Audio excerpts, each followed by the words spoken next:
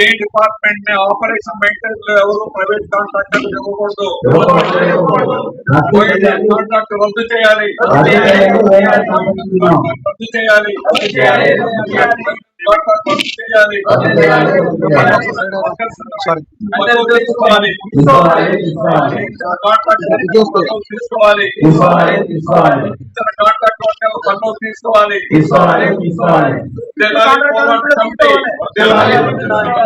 పోరాట కమిటీ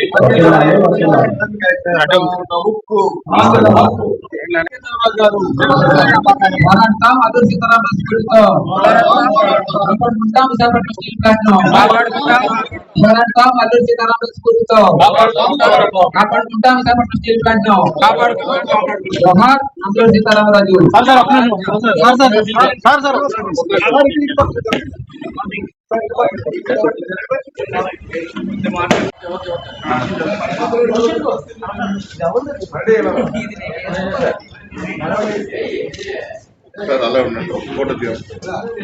రెండోది ఏదైతే రాష్ట్ర ప్రభుత్వం ఎంపీలు అందమే మన కమిటీ వెళ్ళి ఎక్కడున్నా సరే ఒక 50 మంది కూర్చుని వాళ్ళు కంటి తుడుపు లేదా ఐవాట్స్ కోసం కాబట్టి మీరేం చేయబోతున్నారు, ద్రోహులుగా మిగుతారా ఇది అని కాన్సన్ట్రేషన్ వ్యక్తిగతంగా ఇస్తే తప్ప, వాళ్ళు ద్రోహులుగా ఎక్స్పోజ్ అయితే తప్ప అన్యాయం చేసేవాళ్ళు బలంగా ఉన్నారు.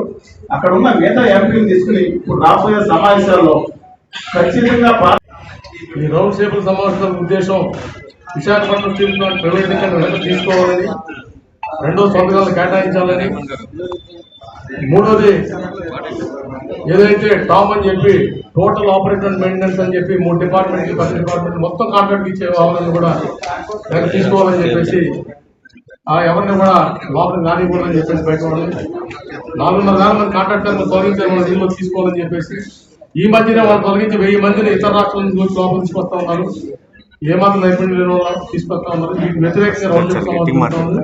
ఇప్పుడు మన ముఖ్య వక్త శ్రీనివాసరావు మాట్లాడతారు. ముందుకు వచ్చి మాకు బ్రీఫింగ్ చెప్పండి. 1600 రోజుల పైగా విశాఖ ఉక్కు తెలుగు జాతి హక్కుని నిర్మాణాత్మకంగా పోరాడుతున్న కమిటీకి, ఎందుకంటే ఒక్క హింసాత్మక సంఘటన లేకుండా దేశ చరిత్రలో నడిచిన అతి కొద్ది ఉద్యమాల్లో ఇవాళ విశాఖ ఉక్కు కోసం ఇవాళ కార్మిక నేతలందరూ ఉద్యోగస్తులు ఏకోన్ముఖంగా చేసే ఈ పోరాటం చారిత్రాత్మకమైంది.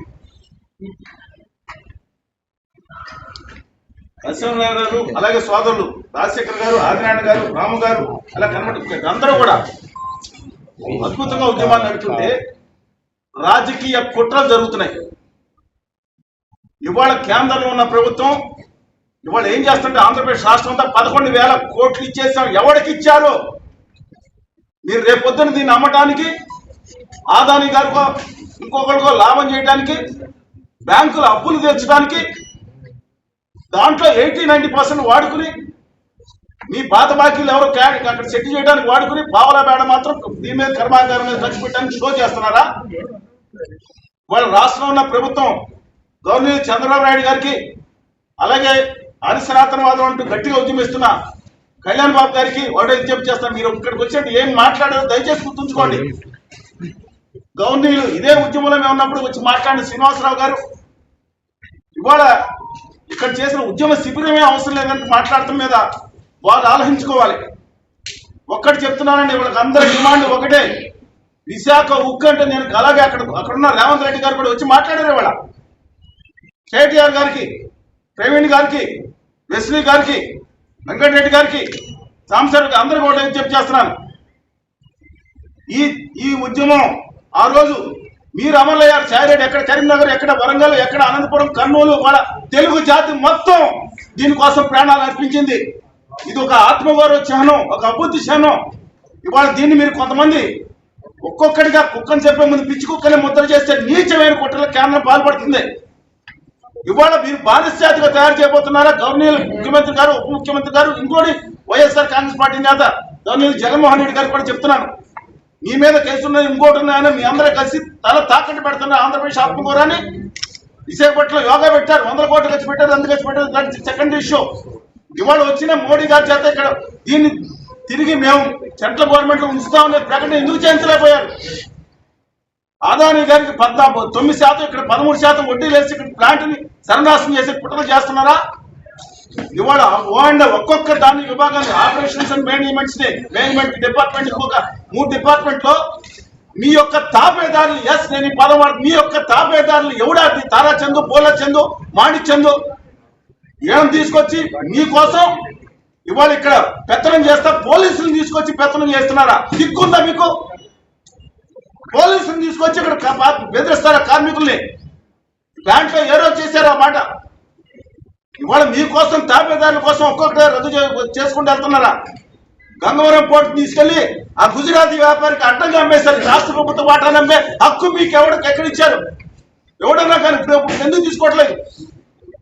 ఆ కాకినాడ సీ పోర్టు కేవీరావు గారికి ఇప్పించారు, సంతోషం. మరి ఇక్కడ మా రాష్ట్ర ప్రభుత్వ వాటా స్టీల్ ప్లాంట్ క్యాప్టివ్ గా పోర్టు ఉన్న గంగవరం పోర్టుని ఇక్కడ అందరూ పోరాడి సాధించుకుని ఆ రోజు హక్కు సాధించుకున్నాం. 100% రాష్ట్ర ప్రభుత్వానికి చెందబోతుంది. 5,000 ఎకరాలతో సహా ఆ పోర్టు మొత్తం వచ్చే కొద్ది సంవత్సరాల్లో తెలుగు జాతికి మన ఆంధ్రప్రదేశ్ ప్రభుత్వానికి ప్రజలకు చెందబోతున్న పోర్టును తీసుకెళ్లి మీ అయ్యే జాగీరని ఇచ్చారా? అందుకని వాళ్ళ స్టీల్ ప్లాంట్ విషయంలో ప్రైవేటీకరణ కుట్రపూరితంగా ఎంప్లాయీస్ ఒకప్పుడు 34,000 మంది ఉన్నారు, 20,000 మంది ఇంక్లూడింగ్ ప్రైవేట్ అండ్ కాంట్రాక్ట్ వర్కర్లో అలాగే కార్మికులందరూ కలిసి అయ్యారు. రేపు పొద్దున మళ్ళీ 1000 మందికి విఆర్ఎస్ తీసుకున్నట్లు కుట్రలు చేస్తున్నారు. ఏంటని? బలవంతం ఒడిసి చేస్తే ఇంకో విఆర్ఎస్ కి 1000 మంది జీతాలు ఇవ్వలేదు. సిగ్గుందండి మీకు అందరికీ? జీతాలు వస్తున్నాయా? రాష్ట్ర ప్రభుత్వం, ముఖ్యమంత్రులు, ప్రతిపక్ష నాయకులు అందరికీ రూపాయి వచ్చినా మీకు జీతాలు వస్తున్నాయి. ఇక్కడ కార్మికులకి అనేక మందికి గత 9 నెలల నుంచి జీతాలు ఆగిపోయి ఉన్నాయి. బలవంతాన్ని పొగబెట్టి పంపించే దుర్మార్గాన్ని కుట్ర చేస్తా ఉన్నారు. ఉత్తరాది నేను చెప్తలే, పెద్దలు జాతీయ పార్టీ సంబంధించిన కార్మిక సంఘాల వాళ్ళు ఉన్నారు, రెస్పెక్ట్ దెమ్, బట్ నేను పర్సనల్ ఒపీనియన్ ఒకటి చెప్తున్నాను. ఉత్తరాది అహంకారంతో గుమా వ్యాపారులకి అడ్డంగా ఇది అమ్మేయడానికి కుట్ర చేస్తున్నారు. ఇక్కడ ఎంప్లాయీస్ లో ఆ రోజు మనం పోరాడితే ఇక్కడ కాంట్రాక్ట్ లేబర్ మిగతా వాళ్ళందరూ ఇక్కడ ఉత్తరాంధ్రకి హైయెస్ట్ టెక్నికల్ జాబ్స్ రాలేదు. ఆ రోజు ప్రాబ్లం జరిగింది, రావాలి. ఇవాళ పనిచేస్తున్న కాంట్రాక్ట్ కార్మికులు పంపించేసి వాళ్ళ బయట నుంచి తీసుకొచ్చిన కాంట్రాక్టర్ కార్మికులు 80-90% మంది బయట రాష్ట్రాలు. ఆత్మగౌరవం లేదా? ఇక్కడ తీసుకెళ్లి కనుక వాళ్ళ దగ్గర తాకట్టు పెట్టారా మీరు? ఒక్కొక్కటి అమ్ముకుంటూ వస్తుంది. ఇంకోటి ప్రైవేట్ వాళ్ళు కూడా అనుకోవద్దని చెప్తున్నారు. దయచేసి ఇక్కడున్న ప్రైవేట్ వ్యాపారులు కూడా మీకు హిందుస్థాన్ జింక్ ఏమైందో చూశారు. ప్రైవేట్ వ్యాపారులారా అడ్డంగా పేక మీద పట్టి కట్టి జీవి కృష్ణారెడ్డి గారు 2 ప్లాంట్లు, పెన్నా ప్రతాప్ గారు 2 ప్లాంట్లు, తర్వాత మల్లికార్జునరావు గారి పవర్ ప్లాంట్లు, మసూర్ గారి ప్లాంటు, కృష్ణపట్నం పోర్టు, సెజ్ ఎవడప్ప జాగిరని ఎవరికి అప్ప చెప్పారు? ఒక్క వ్యక్తికి అప్ప చెప్పారా? ఎస్, గుజరాతీ మార్వాడి వ్యాపారులకు అప్పచారు. అందరినీ నేను తప్పట్లేదు. ఇక్కడ చేసేవాడు హక్కు లేదా? ప్రైవేట్ వాళ్ళు కూడా చెప్తున్నా, మీ వ్యాపారాలు కూడా ఉండవు. మీరు అనుకున్నారు నేను గవర్నమెంట్ ఎంప్లాయీస్ అని, ప్రభుత్వ రంగ సంస్థని కాదు. మీకు కూడా దిక్కు మొక్కు లేదు. నేను గౌరవ ప్రభుత్వాన్ని నేను చెప్పేదాంట్లో తప్పకుండా మాట్లాడండి. వాళ్ళు పోరాటం శాంతియుతంగా చేస్తారే. ఇంత కష్టపడి చేస్తా ఉంటే మీరు ఒకరికొకరు వాళ్ళు చేసే కుట్రపూరితంగా ఉద్యమాన్ని అణిచేయడానికి చూస్తున్నారు. ఏం చూస్తున్నారు? మీరు అందరూ ఒకటే. మీ అందరూ ఒక్కటి కాకపోతే ధైర్యంగా చేతులు నిలబడండి. గవర్నర్ జగన్మోహన్ రెడ్డి గారు, కళ్యాణ్ గారు, అలాగే జైలు లక్ష్మణ్ గారు అందరితో మనతో ఉన్నారు. CPM party, CPI party, Congress party కూడా ఉంది. అలాగే కళ్యాణ్ బాబు రండి, నిలబడండి. దిక్కులు పెక్కటిల్లా ఒకసారి చర్చించండి. ఎవడొస్తాడో చీపాండి చేస్తాడో చూసుకుందాం. సో పోర్చుగల్ కబుర్లు చెప్పడం మానండి. మేమందరం వెళ్ళినప్పుడు ఢిల్లీలో 2 సార్లు ధర్నాలు చేస్తాం. ఢిల్లీకి వెళ్ళినప్పుడు నేను గౌరవ మీడియా కూడా చెప్పి మీడియా ఆ సహకారం అందించింది. వాళ్ళు కూడా అడుగుతున్నాం. 100,000 మంది ధర్నాలు చేసినప్పుడు మీరు ప్రజల ఆకాంక్షల హక్కులు చూపించాల్సి వస్తుంది. మేము ఎవరికి ఇక్కడ వ్యక్తిగతంగా ఎవరికి వ్యతిరేకం కాదు, ఎవరు కూడా లేదు. ఇవాళ ఒక్కడే చెప్తున్నాం, దయచేసి మీరు తక్షణం విరమించుకుంటారా, లేకపోతే ఆంధ్రప్రదేశ్ ప్రజల దృష్టిలో ద్రోహులుగా మిగులుతారా? విశాఖపట్నం కాదు, నేను ఆదిలాబాద్, అనంతపురం అందరికీ చెప్తున్నాను. నేను అందుకని రిక్వెస్ట్ చేశాను, ఒక బస్ యాత్ర కూడా పెడదామని. ఖచ్చితంగా ప్రజలను ఇది ఒక్క స్టీల్ ప్లాంట్ తో కాదు, మొత్తం ఆంధ్రప్రదేశ్ అమ్మేసే ప్రక్రియ నడుస్తుంది. నేను అవుట్ ఆఫ్ సబ్జెక్ట్ అంటలేదు. ఒక్కొక్కరికి అక్కడ 5,000 ఎకరాలు తీసేస్తే మళ్ళీ 8,000 ఎకరాలు ఇవ్వటం. ఇంకోటి వచ్చింది దుర్మార్గం. దయచేసి ప్రజలందరూ వినండి.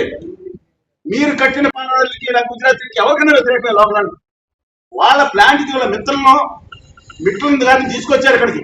తీసుకొచ్చి నేను చెప్పేది ఆలోచించండి. నేను ఈ ప్లాన్ బయట పెట్టాల్సిందే. వీళ్ళందరూ ఇవాళ ఇద్దరి మధ్యన ఏం జరిగిందో, సెంట్రల్ గవర్నమెంట్ ఏం జరిగిందో మాకు బయట పెట్టాలి. మీ ఇష్టం కాదు ఇది, ఇవాళ మీ ఇష్టం కాదు.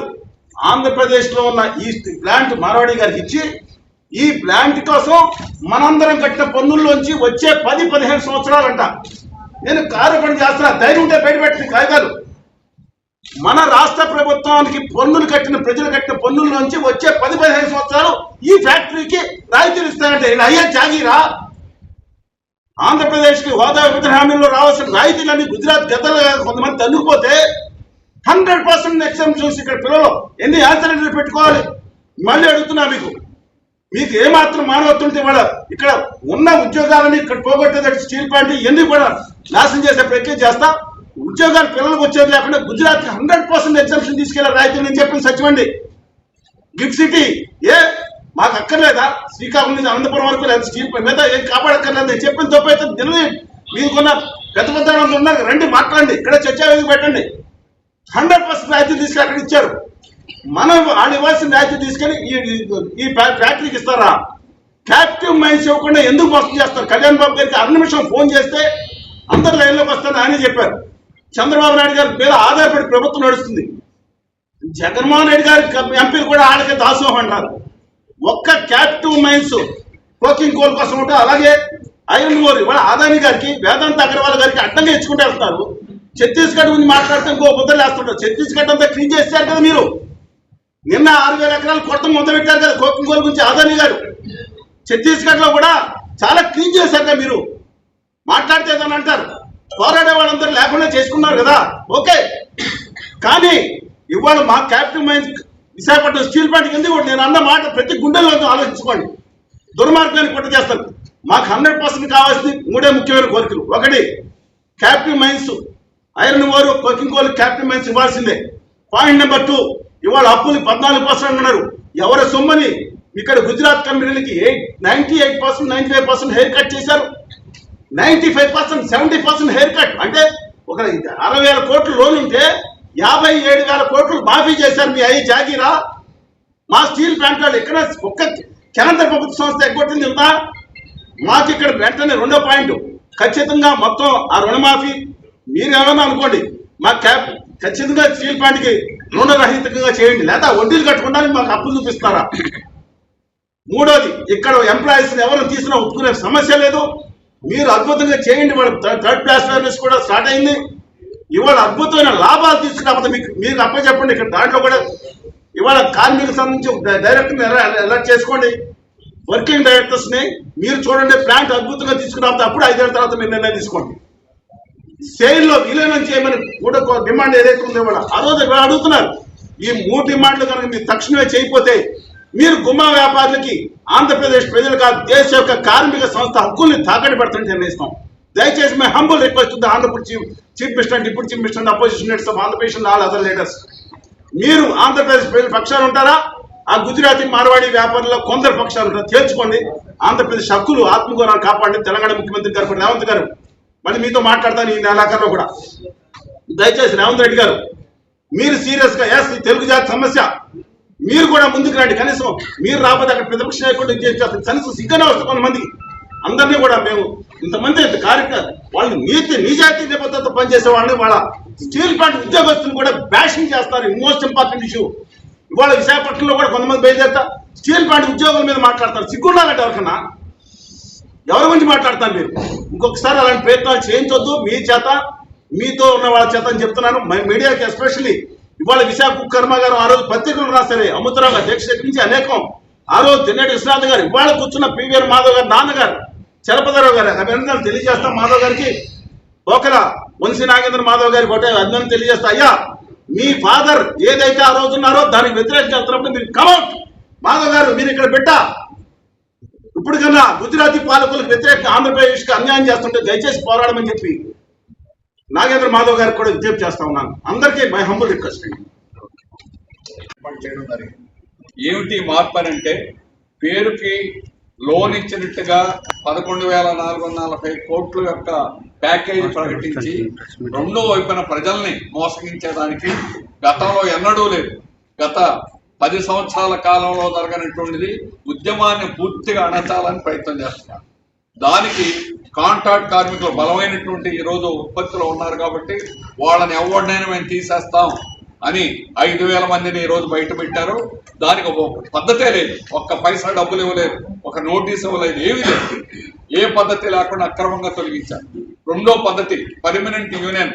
ఏ యూనియన్లు కూడా మాట్లాడకుండా ఈరోజు లోపల మాట్లాడితే మీ ఉద్యోగాలు తీసేస్తాం, మీ షోకాజులు సస్పెండ్ చేస్తామని లోపల బెదిరించి ఈరోజు యూనియన్ని అణిచేటువంటి ప్రక్రియ తీవ్రతరం చేశారు. ఎమర్జెన్సీ వాతావరణం ఈరోజు స్టీల్ ప్లాంట్లో ఉంది. తీవ్ర నిర్బంధం అనేటువంటి సాగుతా ఉంది. ఇటువంటి పరిస్థితుల్లో దీన్ని పూర్తిగా ప్రైవేట్ చేయడానికి వారు అవలంబిస్తున్న పద్ధతి ఏంటంటే టోటల్ ఆపరేషన్ అండ్ మెయింటెనెన్స్. ఒక్కొక్క డిపార్ట్మెంట్ ఈరోజు టెండర్స్ పిలిచారు. ఎక్స్ప్రెషన్ ఆఫ్ ఇంట్రెస్ట్ రేపు 12వ తేదీ నాటికి ఎవడు కాంట్రాక్టర్ నిర్ణయిస్తారు. 550 మంది ఇక్కడ తెలుగు కాంట్రాక్టర్లు ఉన్నారు. వీళ్ళందరూ వెళ్ళిపోతారు. గుజరాతీ కాంట్రాక్టర్లు, మహారాష్ట్ర కాంట్రాక్టర్లు దిగుతారు. తారాచంద్ లాజిస్టిక్స్ ని 2 ఏళ్ల క్రితం దించారు. ఎక్స్పెరిమెంట్. 12 గంటలు అక్కడ పని, రాత్రంబవళ్ళు పని చేయిస్తారు. అలాగే అతి తక్కువ జీతాలు ఇస్తారు. అక్కడే క్యాంటీన్, అక్కడే ఉండాలి. ప్లాంట్ లోనే స్టీల్ ప్లాంట్ 2 ఏళ్ల నుంచి ఈ వాతావరణం. తారాచంద్ ఇది ఎవరంటే ఆ కాంట్రాక్టర్ నితిన్ గడ్కరీ పంపించిన కాంట్రాక్టర్. వాడు ఓపెన్ గా లేబర్ డిపార్ట్మెంట్ లో చెప్పాడు. అలాగే యూనియన్ ఆఫీస్ మీరు ఎవడు మాట్లాడకూడదని అందరిని బెదిరించేటువంటి ప్రయత్నం చేశారు. ఈ పద్ధతి మొత్తం అన్ని చోట్ల RMHP సెంటర్ ప్రారంభించి రేపు అన్ని డిపార్ట్మెంట్ లో చేయబోతున్నారు. అప్పుడు పర్మనెంట్ ఎంప్లాయీస్ కానీ అలాగే కాంట్రాక్ట్ వర్కర్స్ కానీ ఆఫీసర్లు కానీ వాళ్ళ పని సంబంధమే లేదు. వీళ్ళందరూ స్పెక్టేటర్స్, ప్రేక్షకులుగా ఉండాల్సిందే. ఇది అంటే రాబోయే కాలం అటువంటి వాతావరణం చేసి దాన్ని ప్రైవేట్ వాళ్ళకి అప్పచెప్పాలి. ఇది వాళ్ళ కుట్ర. అందువల్ల ఈ రోజు తీవ్రమైనటువంటి కుట్ర అనేటువంటిది చలసాని శ్రీనివాసరావు గారు చెప్పినట్టు తీవ్రమైన కుట్ర జరుగుతుంది. ఆంధ్రప్రదేశ్ గర్వకారణమైనటువంటి స్టీల్ ప్లాంట్ ని మేము చెప్పడం కాదు, చంద్రబాబు నాయుడు గారు ఆయన లేఖలో చెప్పాడు. ఇది గర్వకారణమైన పోరాటం జరుగుతుందని కూడా చెప్పాడు. చంద్రబాబు నాయుడు గారు సంతకంతో రాసినటువంటిది మొదట sentence. It is heart warming to see the consistent united protest being carried on against privatization of Rashtriya Ispat Nigam Limited, commonly known as Visakha Steel, under Visakha Ukku Parirakshana Porata Committee. ఇది మొదటి sentence. Chandrababu Naidu గారు మా ఉద్యమాన్ని బలపరుస్తూ రాసిన లేఖ. దీన్ని జగన్ ప్రభుత్వాన్ని మీరు రంగంలో దిగండి, మీ ఎంపీలు రిజైన్ చేయండి, మేమందరం దిగుతామని చెప్పి రాసినటువంటి లేఖ. అలాగే అసెంబ్లీ తీర్మానం చేసింది. అసెంబ్లీ ఏకగ్రీవంగా చేసినటువంటి తీర్మానంలో రాసినటువంటిది ఏమిటంటే ఈ మొత్తం స్టీల్ పోరాటం అనేటువంటి ప్రశాంతంగా సాగుతుంది, ఉద్యమం జరుగుతుంది.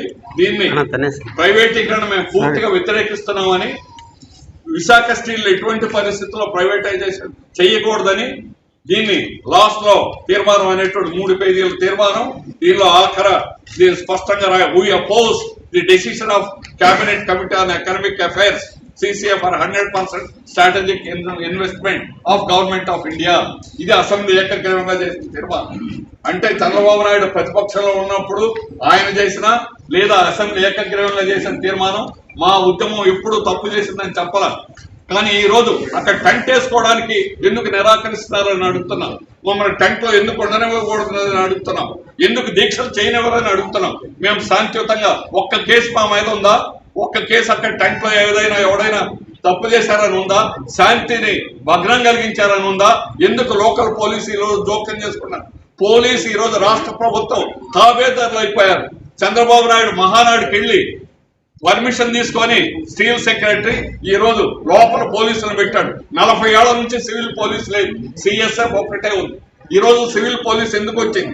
ఎందుకు ఈ రోజు సివిల్ పోలీస్ ఈ రోజు మొత్తం ఉద్యమాన్ని అణచాలని ఎందుకు ప్రయత్నం చేస్తున్నారు?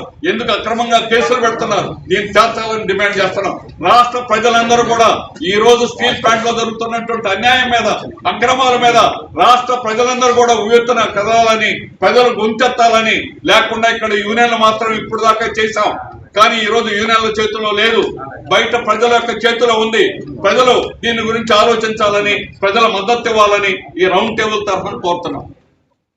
60 సంవత్సరాల చరిత్ర ఈ కేంద్ర ప్రభుత్వం, రాష్ట్ర ప్రభుత్వం గత ఎన్నికల ముందు కేబినెట్ నిర్ణయానికి వ్యతిరేకంగా ఇటు జగన్ ప్రభుత్వం, ఇటు చంద్రబాబు నాయుడు గారు కూడా మేము విశాఖ ఉక్కు పరిశ్రమని రక్షిస్తాం, దీనికి చైన్లో విలీనం చేస్తాం, దీనికి గనులు కేటాయిస్తామని చెప్పారు. దానికి విరుద్ధంగా ఇన్ఫ్యూజెడ్ అంటే రివైవల్ ప్యాకేజ్, ఇన్ఫ్యూజెడ్ రివైవల్ ప్యాకేజ్ అని చెప్పి ఇవాళ కేంద్రం తీసుకున్నటువంటి 2021 మార్చి 23వ తారీఖున కేబినెట్ నిర్ణయం తీసుకున్న దగ్గర నుంచి ప్రభుత్వం చేసినటువంటి తప్పుడు నిర్ణయం వల్ల 14,000 కోట్ల రూపాయల నష్టాలు వచ్చాయన్నమాట. అదే ఆ నిర్ణయం, ఈ నష్టాలకు కారణం కేంద్ర ప్రభుత్వం.